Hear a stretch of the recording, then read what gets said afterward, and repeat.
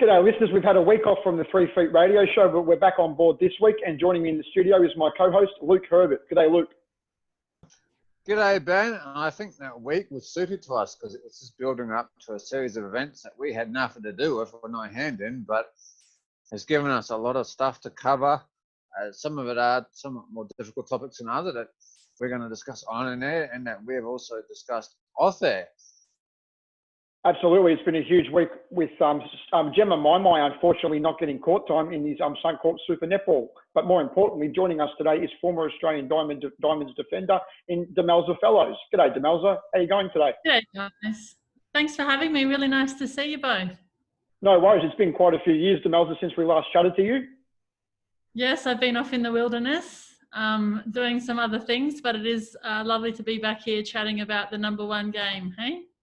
Yeah, absolutely. And just first of all, just to kick things off here, you've always been quite vocal about sport politics. And in my introduction, I referred to Jemma Mi Mi and the situation of her not getting court time for the Firebirds, despite being used as the face of Suncorp Super Netball's Indigenous round for the last 2 years by Netball Australia.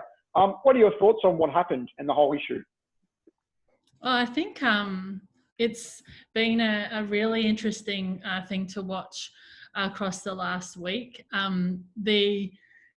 The times that we're living in are changing, and sport once upon a time was able to just kind of stay in its own lane as sport, and people involved with sport, were mad, code heads type thing. They were passionate about their game and their team and what happened on the field or on the court. But these days we're in a different landscape, and politics and socioeconomic issues and socio-political issues definitely kind of come into play more and more these days. And netball, they're facing this sort of, I guess, this really tough challenge this week, Netball Queensland in particular, with what happened with Jemma and Indigenous round. And, I don't know the answers of how the best to respect and honour the traditions and the heritage of Indigenous culture. I don't know the answer to that. I thought that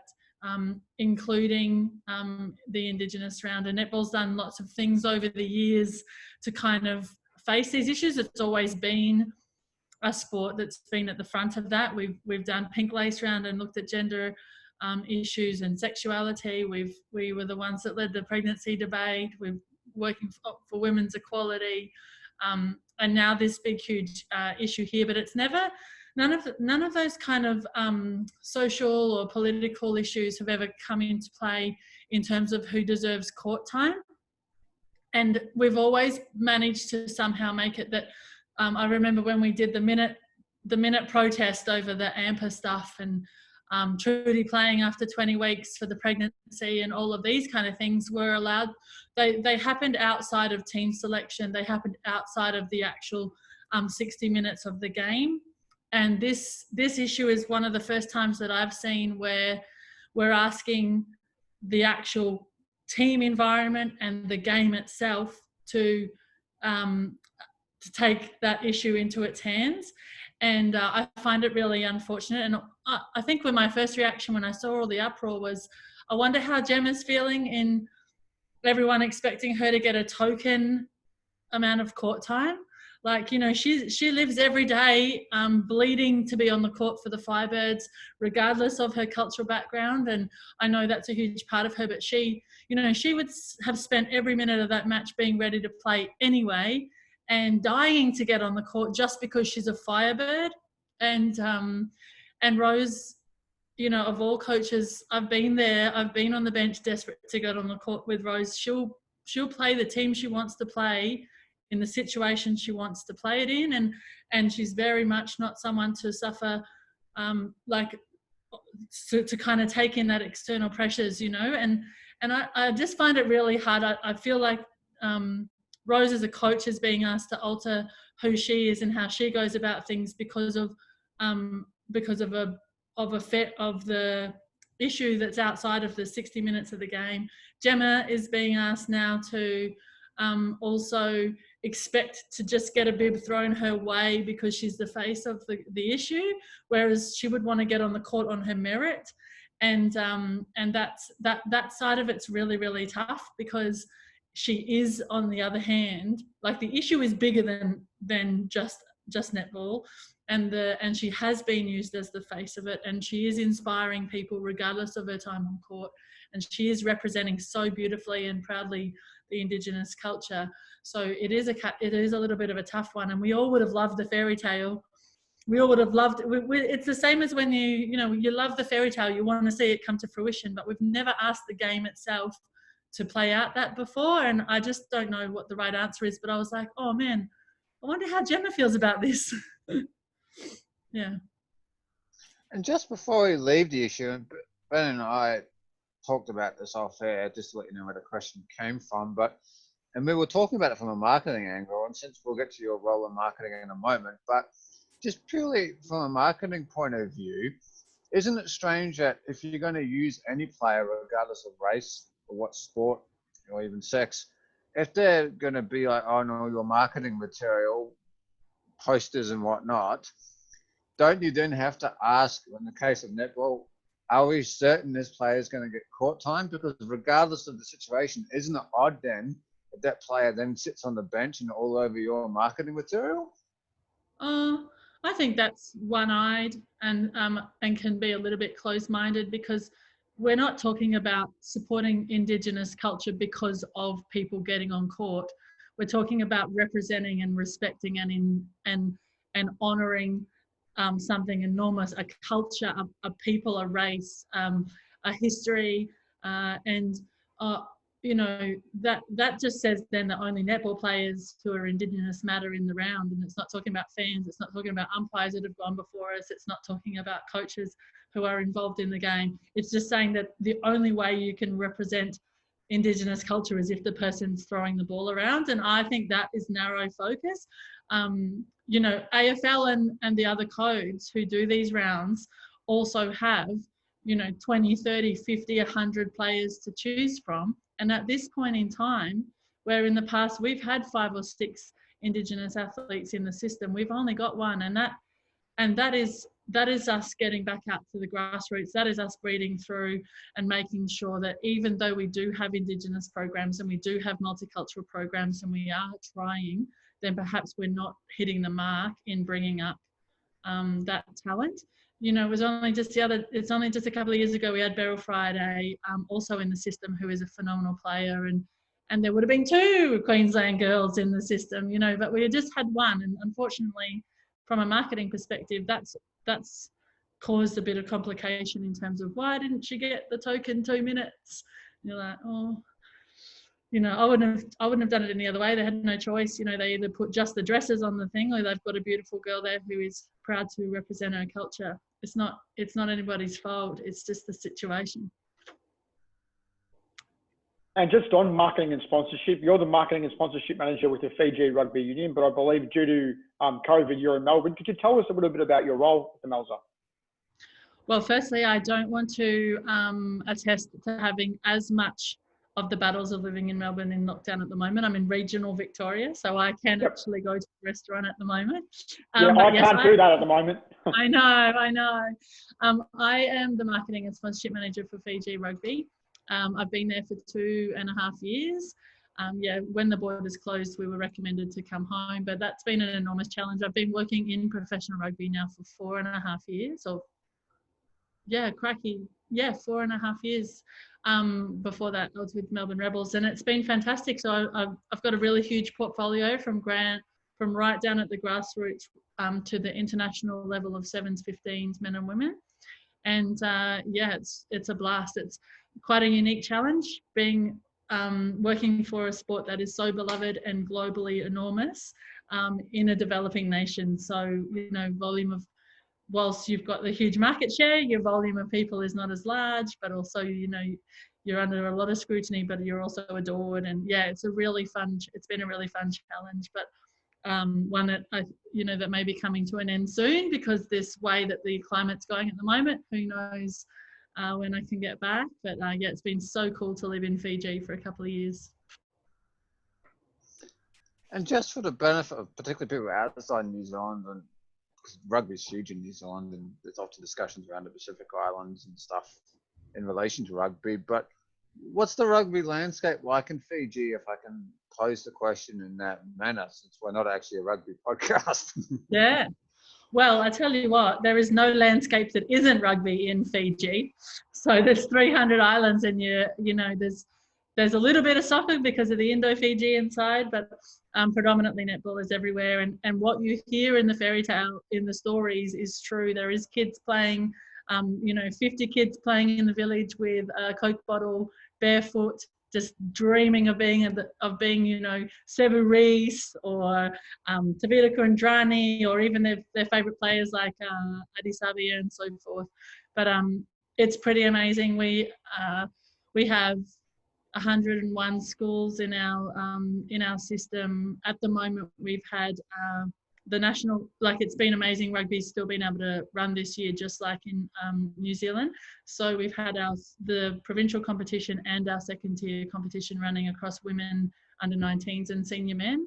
And it's just been fantastic. And in a really tough year, rugby's been such a shining light. And then what other people probably don't know about it is that the sevens game, which we all kind of think of as the Mickey Mouse, have a festival and go and get on the beers for a couple of days in your dress-up outfits and head up to Hong Kong and have a laugh, kind of like the T20 of rugby. It is serious business in Fiji. Like, nothing, there's outside Parliament House every single day, almost 100 grown men who have just taken their suits off from running the country out playing sevens rugby, pretending that they're Sarevi or Jerry Tuai. So it's, yeah, I can't explain what it's like. All of us netball passionate people, there's, if we condensed it all and put them on a group of 300 islands, that'd be what it's like for rugby over there.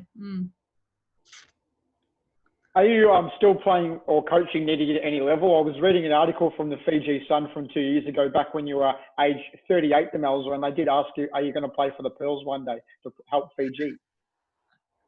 Well, I did play last year. I played for Army Green in their state league competition. Yep. My body's sore. I was a bit fitter then.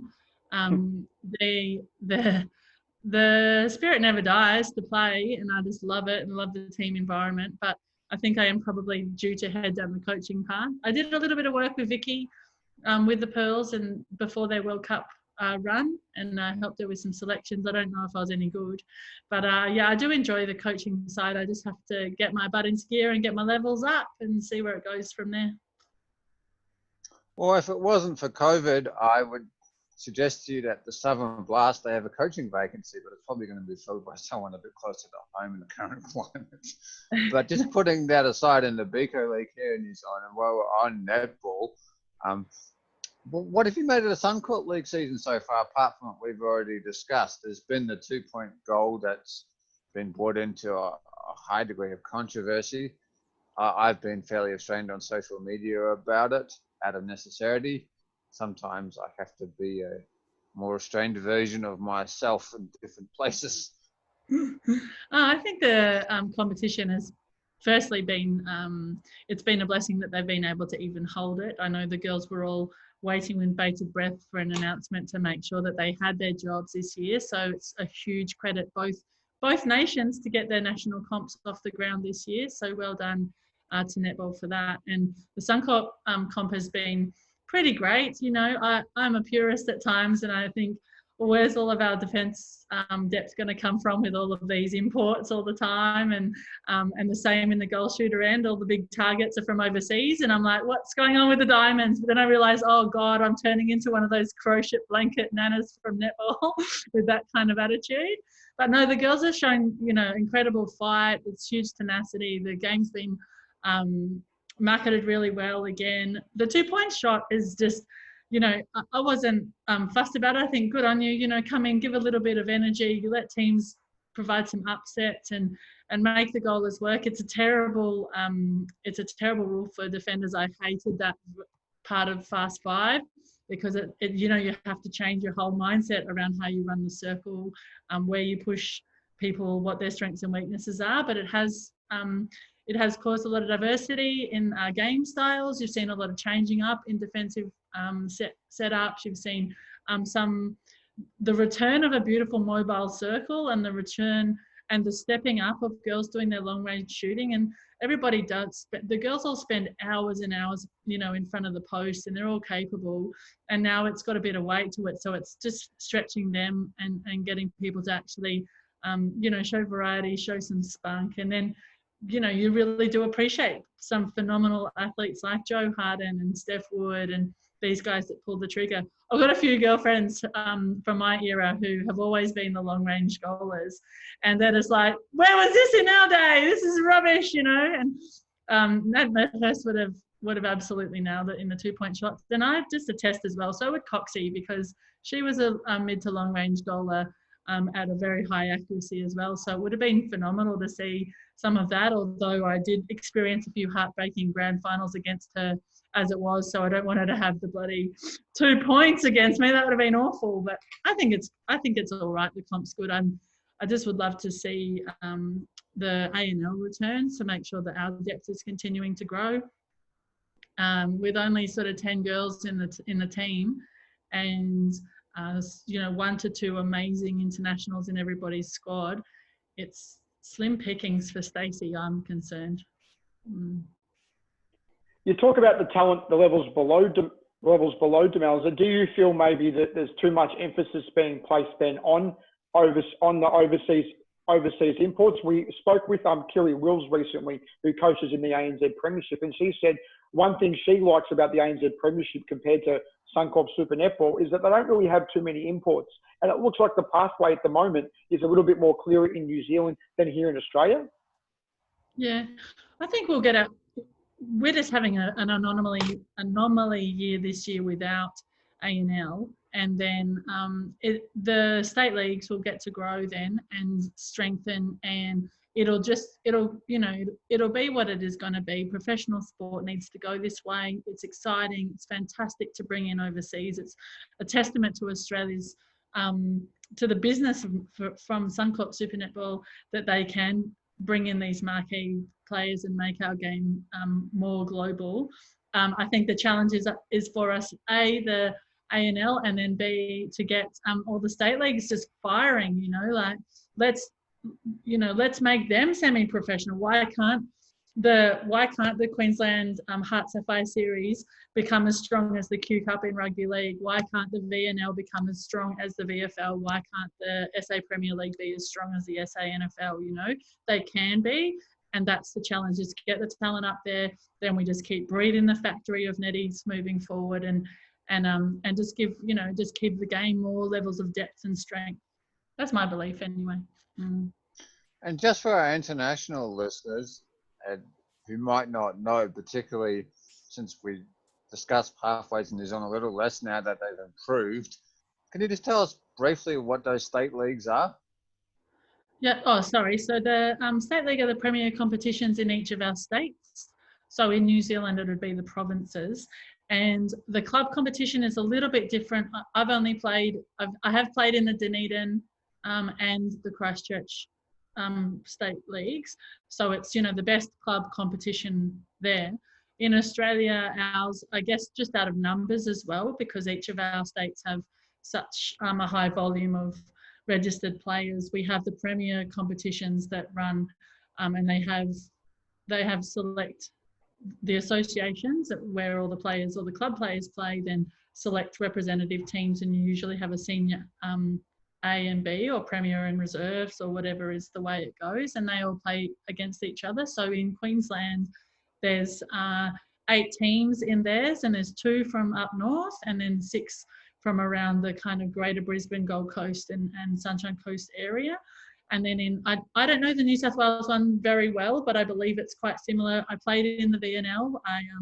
I played for the Ballarat team in Victoria when I was with the Rebels. So they have a really great one from Geelong right through to country Victoria. And again, it's about 10 teams. And so this is where people like, of all people, Lara Dunkley, the wing attack from the Firebirds, who stayed on the court on the weekend. She came through the VNL and didn't just come straight out of sort of school into a National League program. These are where these players blood themselves and go in and out to keep their strength up. It's where they play off the field.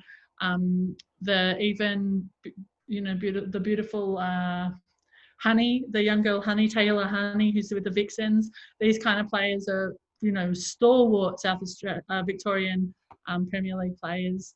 And the same, I do believe, Cara Conan, she was a state league player up in Townsville before she went down to the Lightning and so forth. So yeah, the state league competitions are that premier senior level club in their own states, feeders, I guess, to the National League.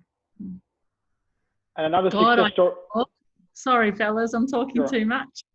No, not at all, Demelza. And another success story, of course, from the VNL. It's where I first saw her. And then she went to the ANL and she ended up playing at the highest level and still is, based on the sheer number of goals she was putting up, was Kumwenda. She came over and played for Peninsula Waves. I remember when I first saw her, I'm like, who is this? She's got such go gadget arms, her elevation, her long range shooting and everything. And then it was a couple of years she had to grind away, but it certainly did harden her for what she's doing now with the Vixens. Yeah, absolutely. Yeah, Maui came over just, someone sniffed her out and brought her over and then acclimatized her into the system. And you guys are old enough like me to remember. So the same thing happened with Carla Borrego back in the day. These kind of girls have been brought into state competitions and then bred up that way. So I've got a little premiership tattoo here from my state league club called Matrix out of the South Australian State League. I'm a life member there, and so I still live stream their games on the weekends, and Erin Bell and I sometimes will be on the comments, like talking our way through the matches because we're quite attached to our state league teams. So yeah, it's really important that those competitions are the ones that continue to grow and strengthen, so that Australia's depths across the channels can continue, particularly as well if we don't have an AIS. We want to make sure we've got our high performance platforms in the States taken care of as well. Well, I love the tattoo. Thanks for putting that up on the screen. And I love that you screen or comment on the games at state league or club level. Sorry, I'm just not over. Oh no. Different system to that. Have we lost? Just moving on.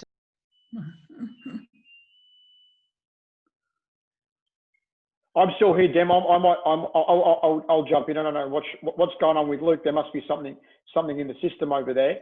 So where can you see netball moving forward with regards to COVID? Like COVID has put a spanner in the works for international netball, for example. Yeah, that's right. International sport. Like everyone's sort of looking at things. I find it strange that we haven't been able to get the bubble opened up for the Constellation Cup, considering the Bledisloe has just been approved.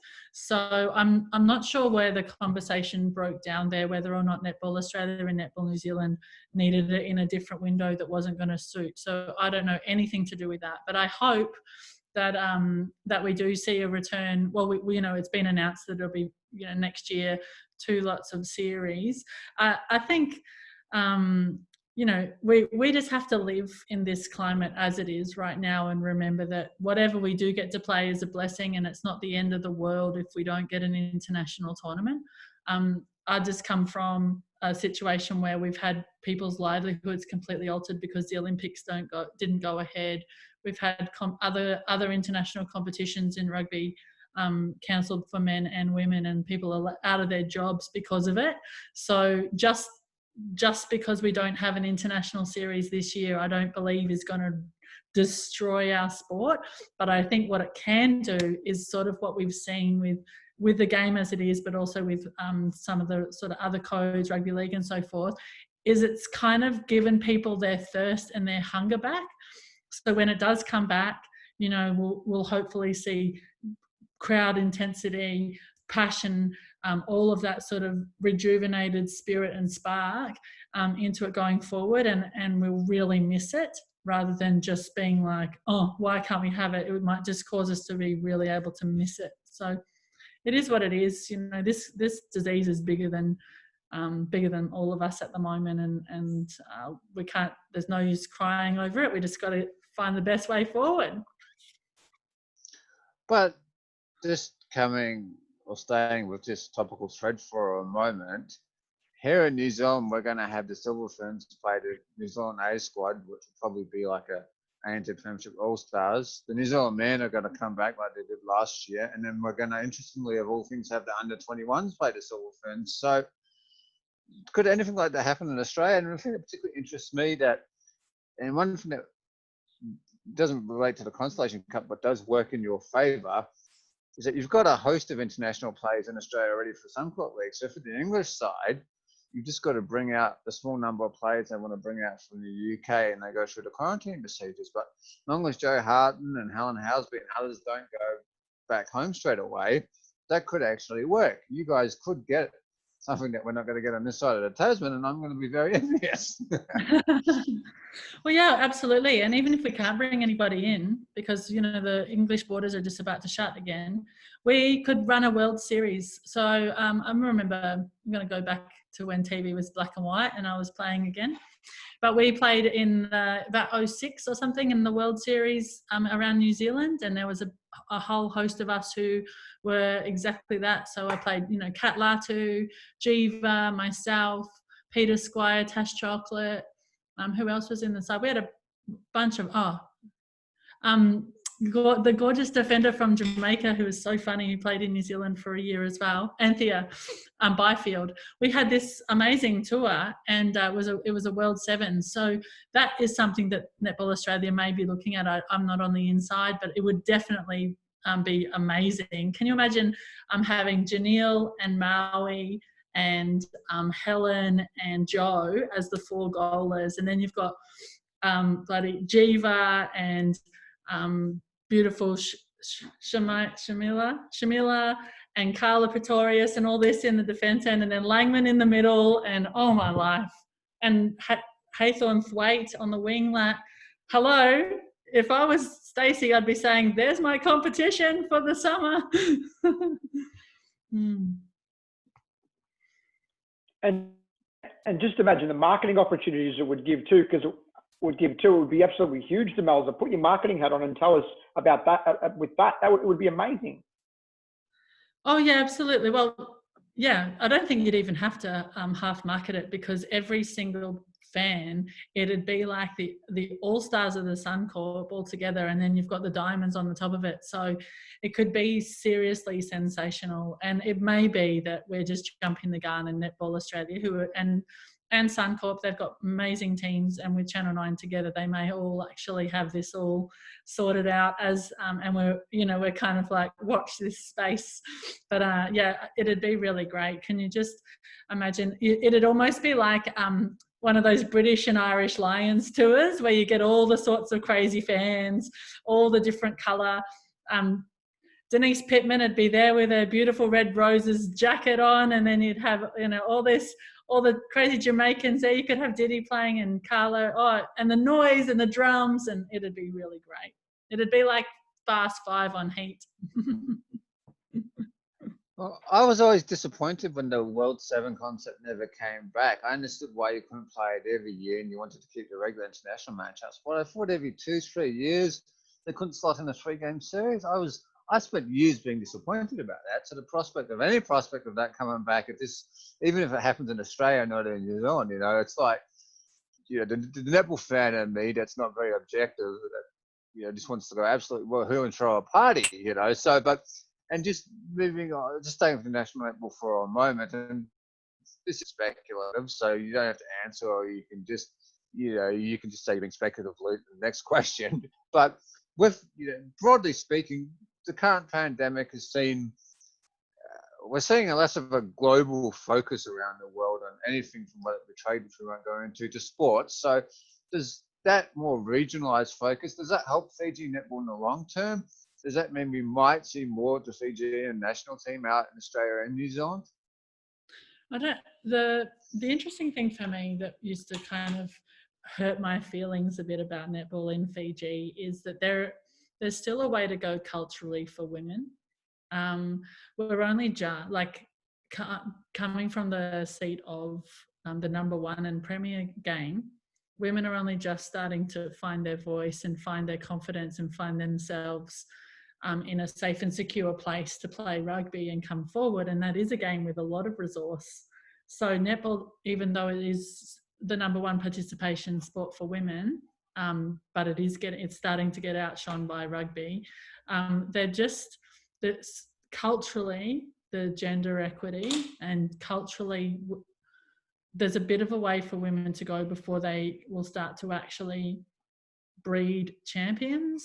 I just found it interesting, even in the national camp, the work rate, that they get no money, and the attention to basic skills, wanting to turn up to training, the issues they've got to overcome to even want to put the work in to get themselves up to a decent level. The state league clubs, they're a bit of a way off, but it doesn't mean that, like, the goalkeeper for Fiji, out of raw talent, could be something incredible, but her work rate and her kind of desire to be challenged wasn't ingrained in her, because those sort of things come from a young age. And I'm hoping that with the way slowly the UN Women and some other areas are starting to help affect that change in terms of how women see themselves in that environment over there,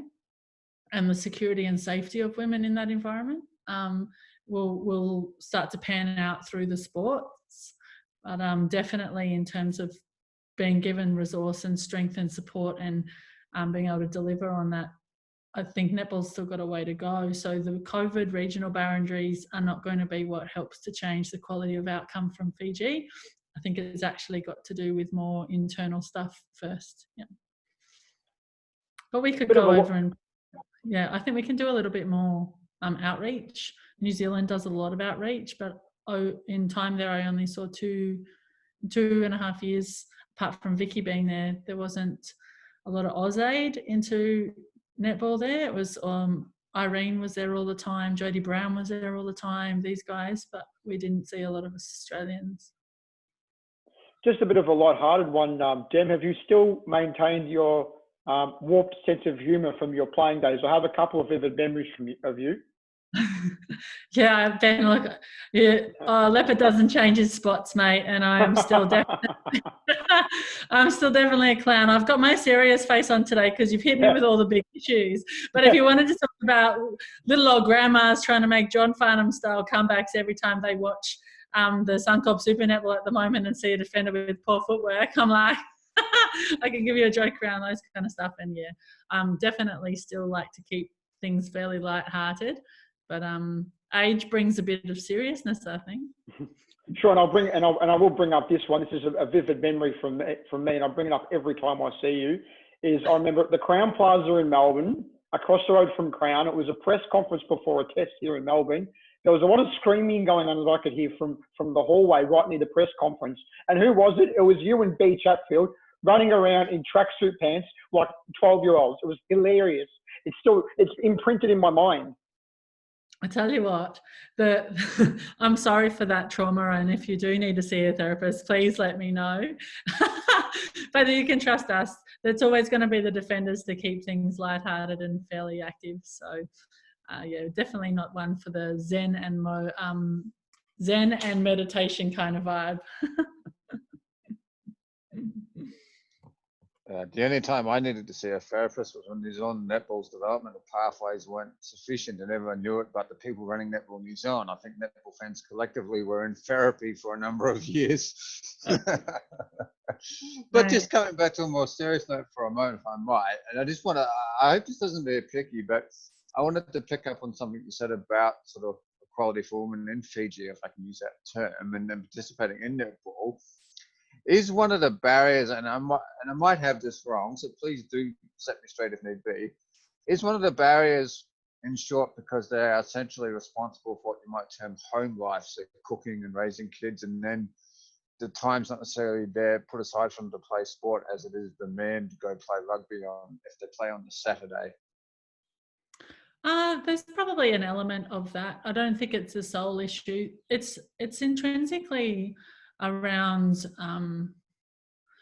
some self-belief, I think, as well. Like there's definitely a side of the homemaking part of it, but it's about believing and the conversation and flowing freely around educating yourself and achieving and having dreams and goals and having aspirational role models that can prove that as well. So it's easy for everyone to want to play rugby and have this amazing life overseas and earn money to send back to the village and all that sort of stuff, because they can see it every day with the 300 professional players that live overseas and send their money back to Fiji.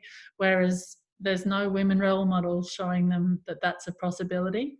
So then how do you have a dream about that? So then how do you start actually thinking about what it's going to take and waking up and dreaming and believing in yourself that that could be a thing?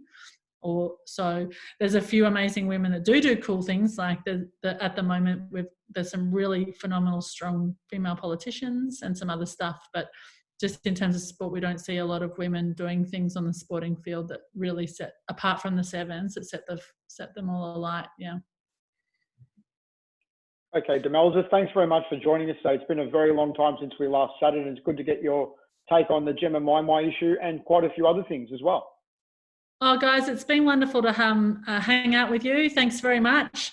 I hope I haven't got myself into any hot water. But yeah, take care of yourselves. Be safe, Ben. Keep your attitude and mental health strong while you're in lockdown. And Luke, get out there and have a space for me, my friend. Will do, and I'll cheer on the steel for you next season. Very good.